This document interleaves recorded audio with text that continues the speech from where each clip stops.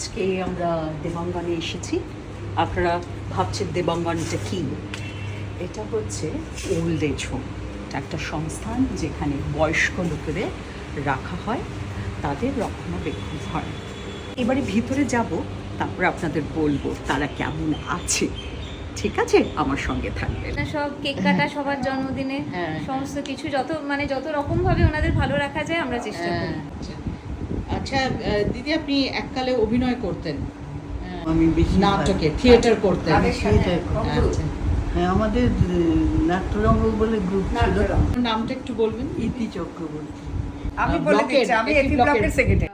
রাখিদি উনি সকলকে আমন্ত্রণ জানালেন পুজোর সময় আসার জন্য। একটু গল্প করতে এসেছি, আর একটু খাওয়া দাওয়ার ব্যবস্থা।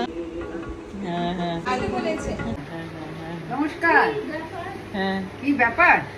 না, সুন্দর লাগছে, কোনো অসুবিধা? হ্যাঁ, খুবই সুন্দর। মা গো মা, কে দেখবে এই সুন্দরের তো অভিশাপ। খারাপ হয়ে গেল ওরা, তার জন্য ট্রান্সফার করে ছেলে এখানে দিয়ে গেছে। করতে পারেন কথা। কেমন লাগছে? এনাদের ব্যবহার পর হতে কোনো অসুবিধা হলে সেটাও বলবেন। পর হতে দিচ্ছে না। বাহ, কি সুন্দর কথা।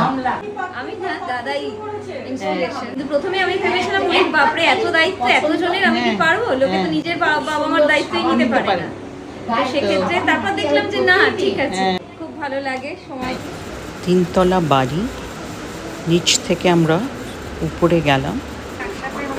সকলের সাথে আলাপ করতে পেরে আমাদের ওনারই খুব শাশুড়ি মা ভালো মারা লাগছে। গেছে, উনি সবাইকে খাওয়াবেন আজকে এরকমই।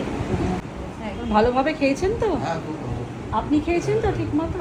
থাকেন। এবার 2 মেয়ে রয়েছেন, মাঝে মাঝে ওনাদের ইচ্ছে এসে মার সাথে থাকবে, সারাদিন কাটবে। ওই জন্য মার পাশে শোবে, একটু আসবে তাই।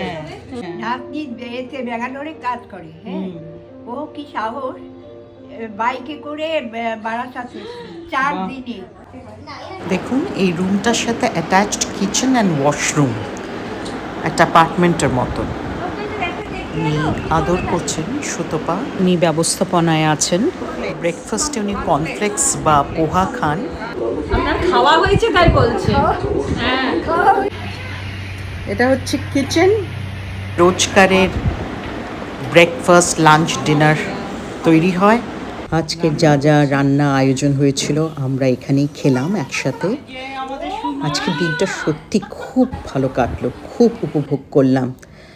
তাদের মুখে হাসি ফোটাতে পেরে আমরা সত্যি খুব খুশি হয়েছিলাম। আমাদের সামান্য ভালোবাসায় ও আন্তরিকতায় তারা আপ্লুত।